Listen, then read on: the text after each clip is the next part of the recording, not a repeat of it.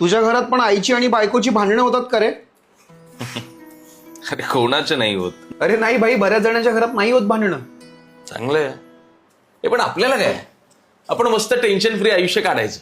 Exactly. बायको आणि आईला काय भांडायचं ते भांडू दे, नवऱ्याच्या आयुष्यावरती काय फरक नाही पडला पाहिजे.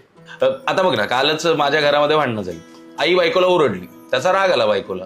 बरं, बायकोचं म्हणणं आहे की तिने मला सांगितल्यानंतर तू आता आईला काहीतरी म्हण. अगं आई आहे ती, मलाही ओरडते.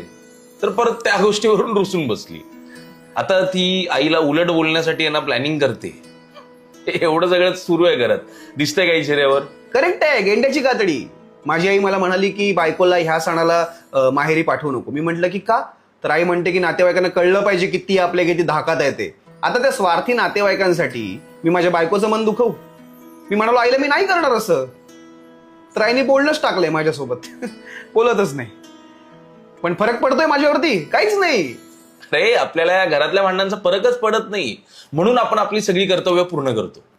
बायकोच्या अपेक्षांपासून आईच्या गोळ्या औषधांपर्यंत सगळं एकदम परफेक्ट. घराच्या लाईट बिल किराणापासून ते त्यांना बाहेर फिरायला घेऊन जाण्यापर्यंत सगळ्या गोष्टी एकदम कडक. एवढं सगळं करून पण आई आणि बायकोच्या भांडणाचा मला त्रास होतोय हे चेहऱ्यावर दिसतंय?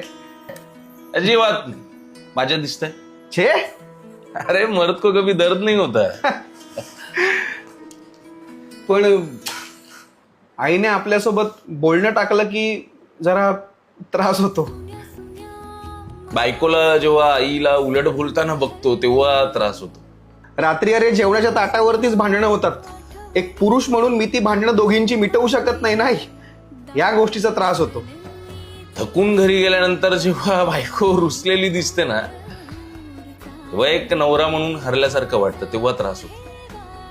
पण पुरुषाला फरक नाही पडत मित्रा. हे सगळं करण्यासाठीच आपण जन्माला आलोय. जोवर विचार करून करून डोक्याच्या नसा फाटत नाहीत ना, तोवर करत राहायचं आपण आपल्या कुटुंबासाठी. आई आणि बायको आपल्याच आहेत रे. जोवर जीव आहे तोवर आपण त्यांच्यासाठी झटत राहू. पण चेहऱ्यावर दिसतंय अजिबात नाही. आपल्याला फरक पडत नाही. आपल्याला फरक पडत नाही. Happy married life. Happy married life.